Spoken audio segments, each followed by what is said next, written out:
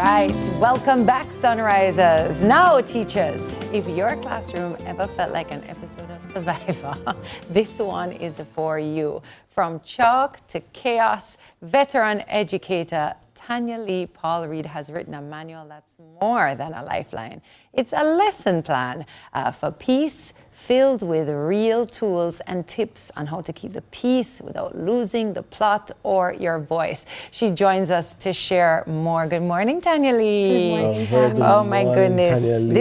This sounds like a book where our parents need to.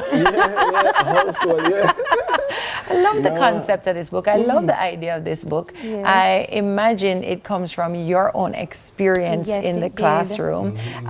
And you are sharing plenty of tips.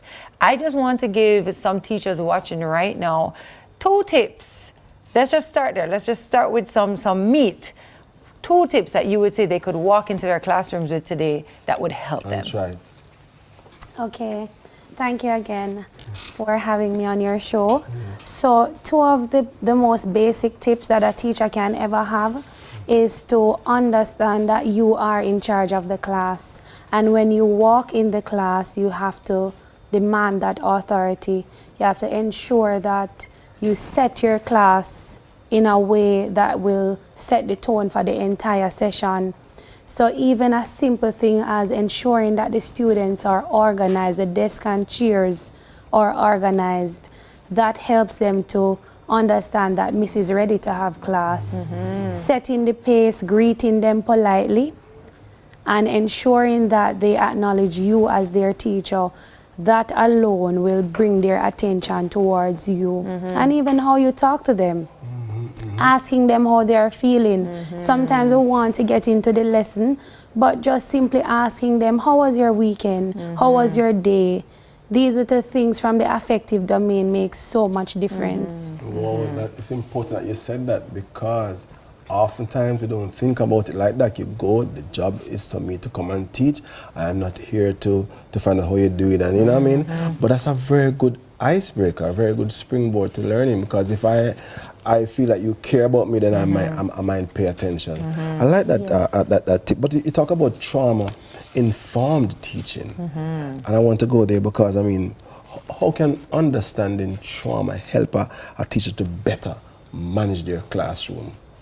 All right, let us put it this way.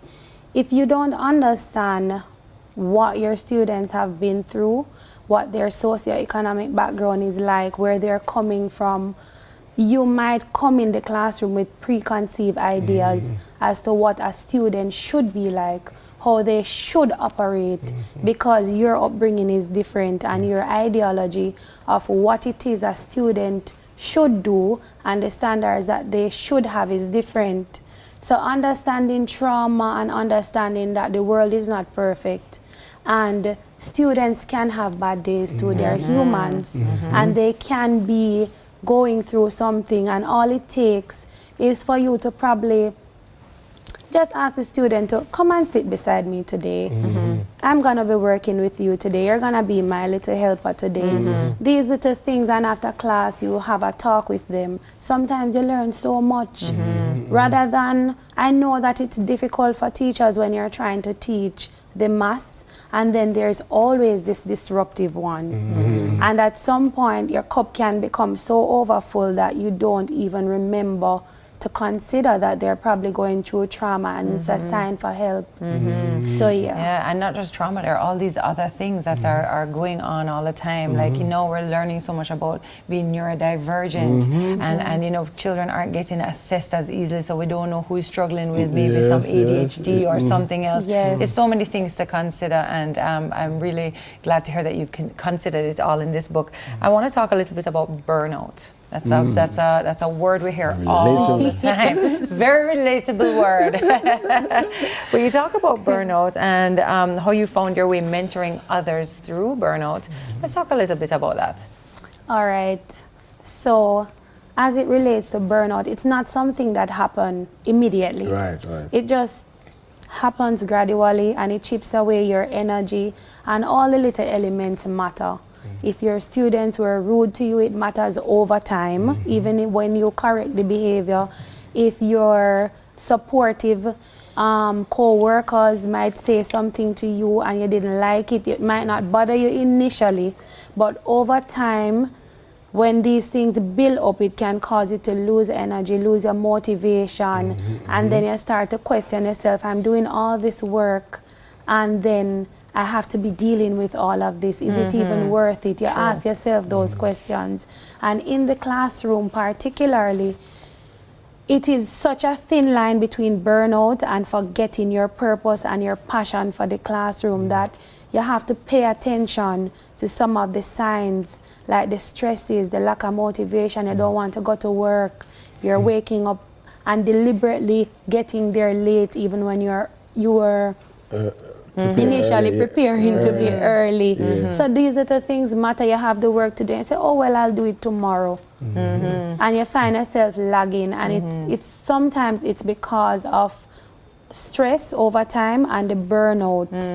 Those things happen to teachers. Sometimes it helps to just talk to each other and say, are you experiencing this too? Just to even know that, oh, somebody else feels this way, I'm not alone. Because as you rightly said, children are people, but so are teachers. And it goes both ways, you know. So I said to students all the time, I'm like, I know you're having a hard time, but consider your teacher too, who might be going through her own hard time too, you know, in general consideration. And the truth is, the modus operandi of some teachers is that they don't think about themselves. I see you here this morning in your lovely peach dress and your hair well put together.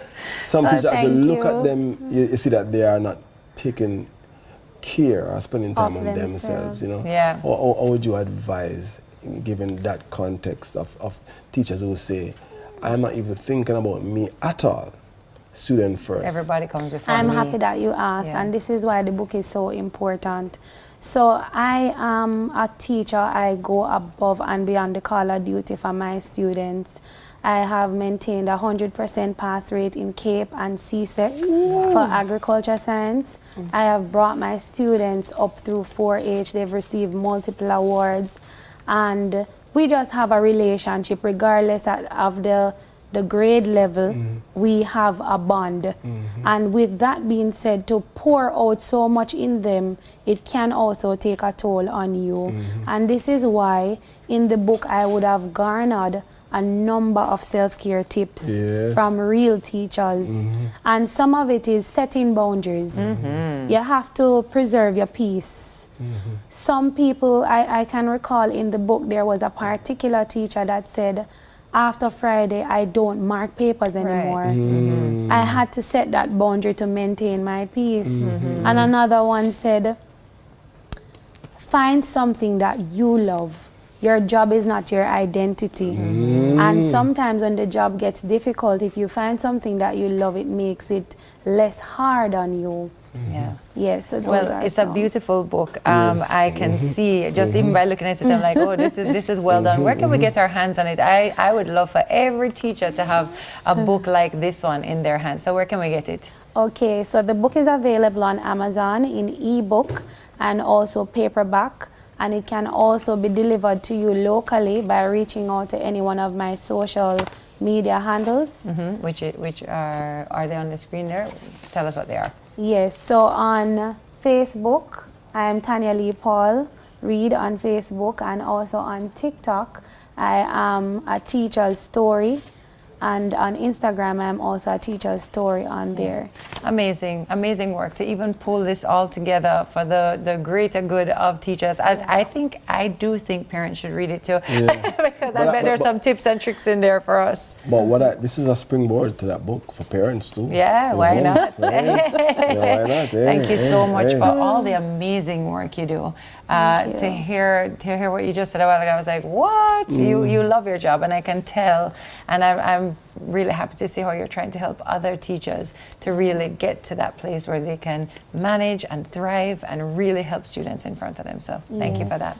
All right, that was Tanya Lee Paul Reed, or should I say Mrs. Paul Reed, teacher and author, showing us that with the right strategy, even the wildest classroom can find some peace. We're going to take a short break, and then it's over to TK for your morning news. We'll be right back.